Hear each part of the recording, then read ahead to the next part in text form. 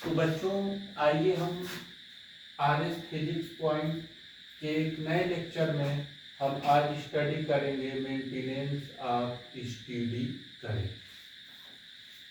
अब maintenance of steady current को जानने से पहले हम डिस्कस करेंगे कि आखिर स्टेडी करंट क्या होता है। तो स्टेडी करंट के बारे में हमने जाने से पहले हम आपको बताएंगे कि जैसे आप लोग देखा होगा कि पहले जो हमारा करंट इलेक्ट्रिसिटी का जब चैप्टर स्टार्ट किए थे तो उसमें हमने टाइप्स ऑफ करंट पे डिस्कस किए थे। हमारे पुराने लेक्चर में देखेंगे तो आपको ये मिलेगा। तो वहाँ पे टाइप्स ऑफ करंट में एक डीसी करंट होता है, डायरेक्ट करंट, फिर steady current, ED current, AC, alternating current. तो उसमें से जो स्टेडी करंट होता है it is also type of DC current. और DC current means constant intensity, यानी कोई भी इलेक्ट्रिक करंट है जिसका इंटेंसिटी कांस्टेंट होता है उसको हम क्या कहेंगे, स्टेडी करंट कहेंगे। स्टेडी करंट को मेंटेन करने के लिए हमेशा हमको अलग से ऑपरेटर्स या कोई ना कोई एक इलेक्ट्रिकल इंस्ट्रूमेंट हमको उसमें यूज करना पड़ता है। तो हम मेंटेनेंस ऑफ स्टेडी करंट को समझने के लिए आपको यहाँ पे हमने दो डायग्राम बनाए हैं। इन दो डायग्राम में आप देखेंगे तो एक है मैकेनिकल एनालॉजी और दूसरा है इलेक्ट्रिकल एनालॉजी या इलेक्ट्रिकल सर्किट। तो प्यारे बच्चों सबसे पहले हम मैकेनिकल एनालॉजी को डिस्कस करेंगे। तो मैकेनिकल एनालॉजी में आप देख रहे होंगे कि ये हमारा ये अपर टैंक है। क्या टैंक है? अपर टैंक। तो इसको हम रिप्रेजेंट करेंगे यूटी से। ये हमारा अपर टैंक है, इसमें कुछ वाटर हमने भरे हुए हैं। अब देखो यहाँ से जब वाटर हमने एक टोटी है और इस टोटी को जब हमने ओपन किया तो इस अपर टैंक से वाटर इस पाइप से के थ्रू फ्लो करता हुआ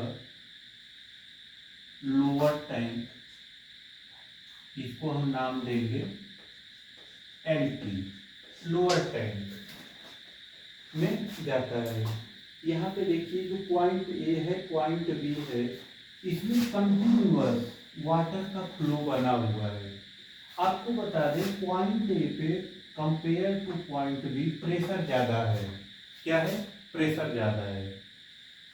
तो देखो अब यहाँ से जैसे कि वाटर लगातार पॉइंट ए से पॉइंट बी तक ये स्पॉन्टेनियसली वाटर फ्लो कर रहा है। तो क्या ये वाटर हमेशा फ्लो करता रहेगा? नहीं। क्यों? क्योंकि जैसे ही इस टैंक का वाटर समाप्त हो जाएगा इस पाइप से वाटर का फ्लो रुक जाएगा। तो फिर क्या जो वाटर का फ्लो हो रहा है उसमें ब्रेक होगा कि नहीं होगा? बिल्कुल होगा। ये जो वाटर का ब्रेक होगा, तो जब वाटर का ब्रेक हो जाएगा, इसमें वाटर फ्लो नहीं करेगा, तो फिर हम इसको कैसे कर सकते कि स्टेडी फ्लो है? स्टेडी फ्लो नहीं होगा। तो स्टेडी फ्लो होने के लिए हमने एक वाटर पंप कनेक्ट कर देते हैं। किससे? लोअर टैंक से हम एक वाटर पंप यहाँ पे कनेक्ट कर देंगे और वाटर पंप हमेशा कंटिन्यूअसली एक कांस्टेंट रेट के साथ वाटर को हमेशा लोअर टैंक से अपर टैंक में सप्लाई करता रहता है। और इस पंप के थ्रू जैसे लोअर टैंक से वाटर अपर टैंक में आता है और फिर अपर टैंक से लोअर वाटर फ्लो करते हुए कहाँ पे जाता है? लोअर टैंक में। तो आप देख रहे होंगे इस पूरे सर्किट में जो हमारा एक क्लोज्ड वाटर फ्लो सर्किट है, इसमें आप देख रहे हैं कि यहाँ से अपर टैंक से पाइप से होते हुए वाटर लोअर टैंक में जा रहा है और फिर लोअर टैंक में पंप के सहायता वाटर होते हुए अपर टैंक में आ रहा है। और इस प्रकार ये कंटिन्यूअस प्रोसेस चल रहा है। और जैसे इसमें कंटिन्यूअस वाटर जो फ्लो कर रहा है इसको हम कहेंगे steady flow of water in a closed circuit. Same as हम देखेंगे इलेक्ट्रिकल एनालॉजी या इलेक्ट्रिकल सर्किट। तो प्यारे बच्चों, जैसे किसी पाइप में वाटर कंटिन्यूअस फ्लो करता रहता है और उस पाइप में जैसे ही कोई छोटे छोटे ब्रेकर्स आ जाते हैं, ब्रेकर्स नहीं कह सकते बल्कि मान लो कोई अगर पाइप है या एक नाली है, उस नाली में अगर वाटर फ्लो कर रहा है, तो वाटर फ्लो कर रहा है तो जैसे उसमें छोटे छोटे अगर पेबल के टुकड़े आ जाएं, कंकड़ के पत्थर के छोटे छोटे टुकड़े डाल दो, तो उस नाली का पानी फ्लो होना क्या होता है, धीरे धीरे कम हो जाता है। तो सेम है, जैसे किसी नाली में जैसे पानी फ्लो करता है और उस नाली में अगर छोटे छोटे कंकड़ की या रॉ मटेरियल डाल दो, तो जैसे जैसे पानी नाली जाम होता है, पानी का फ्लो कम हो जाता है। सेम है, वही प्रोसेस एक कंडक्टर के साथ होता है। ये कंडक्टर है, तो जैसे कंडक्टर में भी सेम है, जो वाटर के जैसे ही इलेक्ट्रिक चार्ज फ्लो करता है। इलेक्ट्रिक चार्ज कहने का मतलब यह है कि उस कंडक्टर से इलेक्ट्रिक करंट फ्लो करता रहता है कंटिन्यूअस। सेम है, जैसे नाली में पानी फ्लो करता है, वैसे ही किसी कंडक्टर के अंदर इलेक्ट्रिक करंट फ्लो करता है। जैसे पानी में छोटे छोटे कंकड़ के टुकड़े आ जाते हैं तो पानी के फ्लो में अवरोध उत्पन्न हो जाता है, उसी तरह से कंडक्टर के अंदर रेसिस्टेंस होता है, वो भी इलेक्ट्रिक करंट के फ्लो में क्या करता है, बाधा पहुंचाता है। ठीक, तो देखिए यहाँ से हमने दो टर्मिनल लिए, एक टर्मिनल लिए ए और दूसरा बी।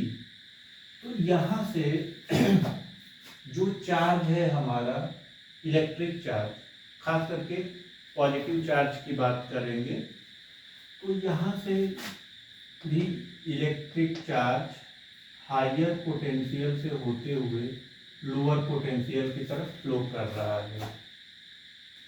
यानी इस कंडक्टर के अंदर जो इलेक्ट्रिक फील्ड है, उस इलेक्ट्रिक फील्ड के डायरेक्शन में इलेक्ट्रिक चार्ज फ्लो कर रहा है। अब ये लगातार अगर इसमें इलेक्ट्रिक चार्ज फ्लो कर रहा है तो चार्ज हायर पोटेंशियल से लोअर पोटेंशियल की तरफ फ्लो कर रहा है।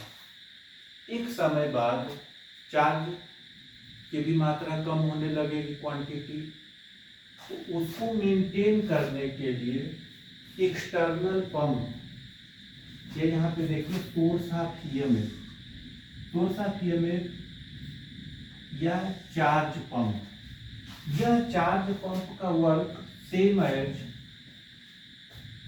वाटर पंप के जैसा होता है। जैसे ये वाटर पंप लोअर टैंक से हायर टैंक में वाटर का सप्लाई करता है, सेम है ये जो चार्ज पंप होता है वो भी लोअर पोटेंशियल से हायर पोटेंशियल की तरफ चार्ज का क्या करता है, फ्लो करता है, या ये कंटिन्यूअस सप्लाई करता रहता है।